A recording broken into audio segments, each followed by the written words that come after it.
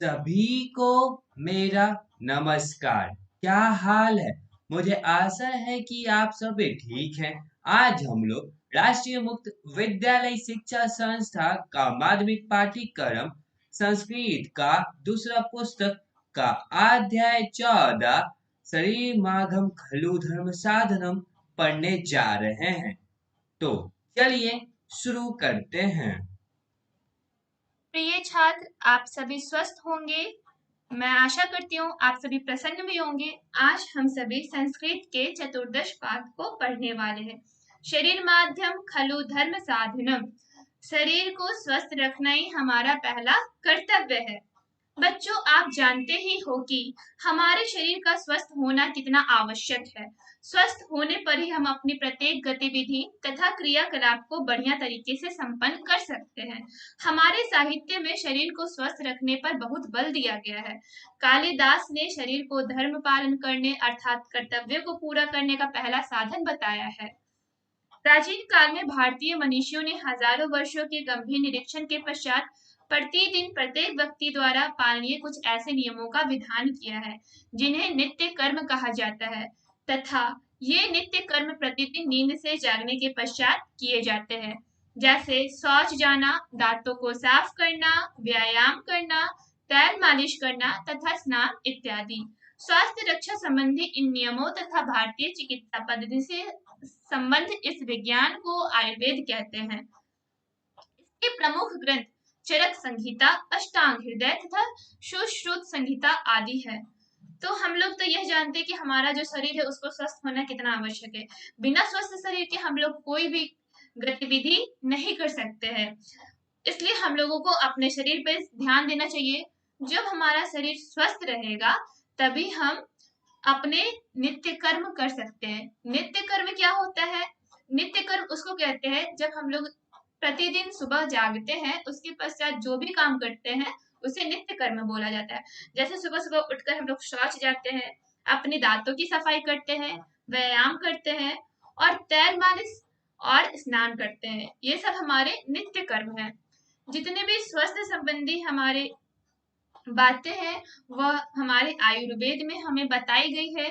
और हमारे आयुर्वेद के कुछ प्रमुख ग्रंथ है चरक संहिता, अष्टांग हृदय और सुश्रुत संहिता। तो इस पाठ में दिए गए हम लोग पंक्तियों के मदद से जानेंगे, उनकी सहायता लेते हुए जानेंगे कि हमें कैसे स्वस्थ रहना है और हमें स्वस्थ रहने के लिए किन किन उपायों को करना है। तो चलिए हम लोग इन उपायों को पढ़कर जानते हैं। प्रथम एकांश प्रातः जागरणम दंत धावनम च। सुबह से हम लोग जब जागते हैं और दांतों की सफाई करते हैं उसके बीच का पहला पंक्ति क्या है? ब्राह्मे मुहूर्ते उत्तिष्ठते स्वस्थो रक्षा मायुष्यः स्वमेव परित्यज्य शरीर मनु पाल्ये। यानी कि जो व्यक्ति है जिन्हें स्वस्थ रहना है उन्हें सूर्योदय से पूर्व ही जाग जाना चाहिए। अगर वह अपनी आयु की रक्षा करना चाहते हैं तो उन्हें जितने भी काम है वह तभी कब कर सकते हैं जब उनका जो शरीर है वह स्वस्थ रह सके। अतः क्या करना चाहिए? सबसे पहले शरीर की ओर अपना ध्यान देना आवश्यक है। हमें सूर्योदय से पहले ही ब्रह्म मुहूर्त में जाग जाना चाहिए। दूसरा पंक्ति क्या है?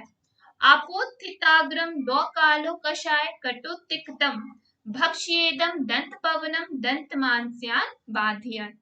तो द्वितीय पंक्ति में क्या दिया हो गया है कि हमें अपने दांतों की सफाई दातुन से करना चाहिए। वह कैसा भी लगे, हमें दांतों की जब सफाई दातुन से करें तो वह कड़वा हो या तीखा उससे कोई फर्क नहीं पड़ता। हमें अपने दांतों की सफाई दातुन से ही करना चाहिए। दातुन क्या करते हैं? वह हमारे मुंह के दुर्गंध को दूर भगाते हैं और हमारा जो जीभ है, जो दांत है और जो मुंह है उसका गंदगी साफ करते हैं और हमारे आकर्षण को भोजन के प्रति बढ़ाते हैं। तीसरा पंक्ति निहिंतम गंधम वैरस्यम जिह्वा दंत यास्यम मलम निष्कृष्य रुचि माधत्ते सद्यो दंत विशोधनम। तो हमारे मुंह में जितने भी दुर्गंध, जितने भी गंदगी है वो सब दातुन की सहायता से ही दूर किया जा सकता है। हम लोग का जो ब्रश और जो पेस्ट लेके हम लोग सुबह सुबह ब्रश करते हैं वो हमारे लिए हमारे संस्कृति में नहीं दिया गया, हमारे आयुर्वेद में उसकी कोई भी चर्चा नहीं है।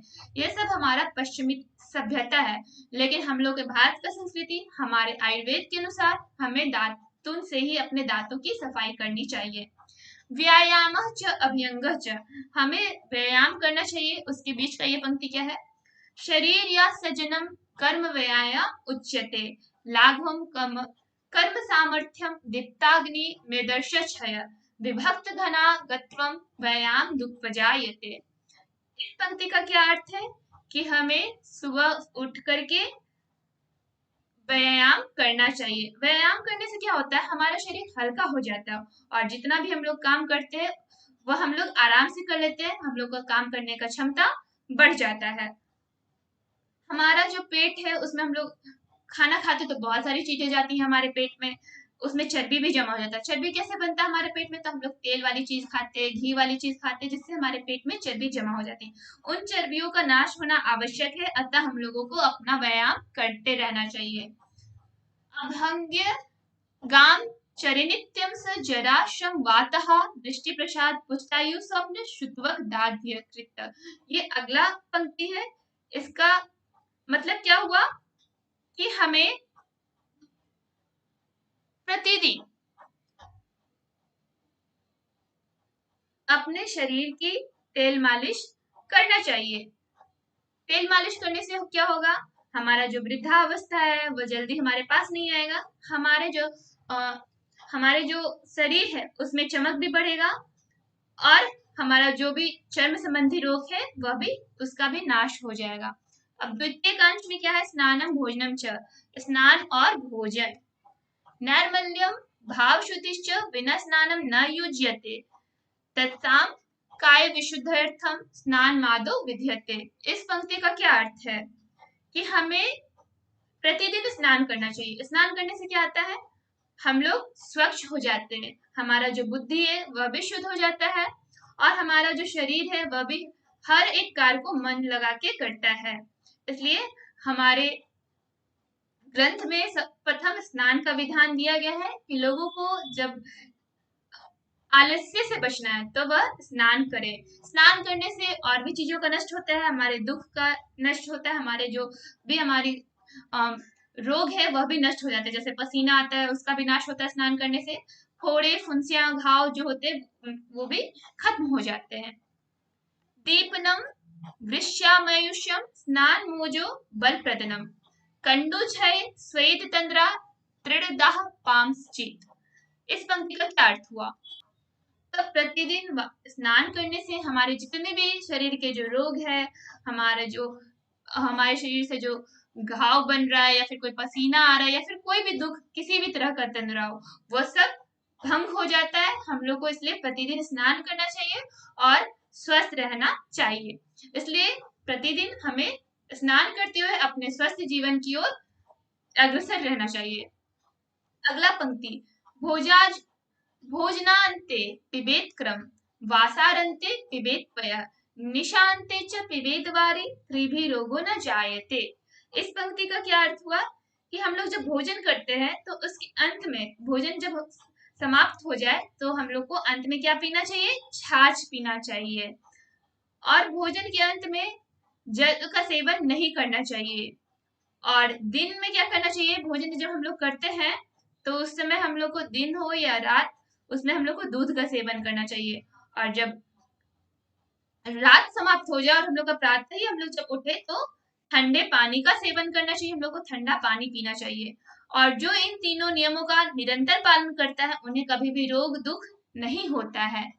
हितासी श्यान्मिताशी स्या काताल भोजी जितेंद्रिय, पश्यन रोगान बहून कष्टान बुद्धिमान विस्मासनात्। तो ये हमारा अंतिम पंक्ति है। इस पंक्ति का अर्थ क्या हुआ? जो भी मनुष्य है उन्हें हितकारी भोजन करना चाहिए जो उनके हित में हो। हित में कैसे हो? तो जब जितना भूख लगे इंसान को उतना ही खाना चाहिए, उससे ना कम खाना चाहिए। कम आप खा सकते हैं लेकिन ज्यादा नहीं खा सकते। ज्यादा खाने से क्या होता है? लोगों को आलस्य आता है और आलस्य मनुष्य का सबसे बड़ा दुश्मन होता है। इसलिए मनुष्य को भूख से अधिक भोजन नहीं करना चाहिए। और हमेशा जो बुद्धिमान व्यक्ति है वो क्या देखते हैं कि जो हमारे चारों ओर अनेक रोग घिरे हुए हैं, तो वो विषम भोजन नहीं करते। विषम भोजन क्या है? हम लोग जंक फूड खाते हैं, बाहर की चीजें खाते हैं। तो हमें बाहर की चीजें नहीं खानी चाहिए, हमें अपने घर की बनी हुई शुद्ध चीजों का ही सेवन करना चाहिए, जिससे हम स्वस्थ रह सके और अपना काम निरंतर सुखी होकर कर सके। और अंत में अध्याय समाप्त हो चुका है। अगर इस अध्याय से कोई परेशानी हो तो अपनी परेशानी को टिप्पणी बॉक्स में हमसे साझा करें। और हाँ, सारे बोध प्रश्न, पाठगत प्रश्न एवं पठान प्रश्न बनाने का प्रयास करें। ये रहा बोर्ड प्रश्न।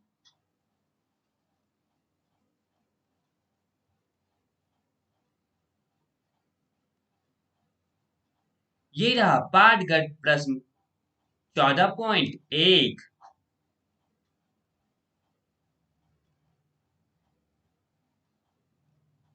ये रहा पाठगत प्रश्न 14.2।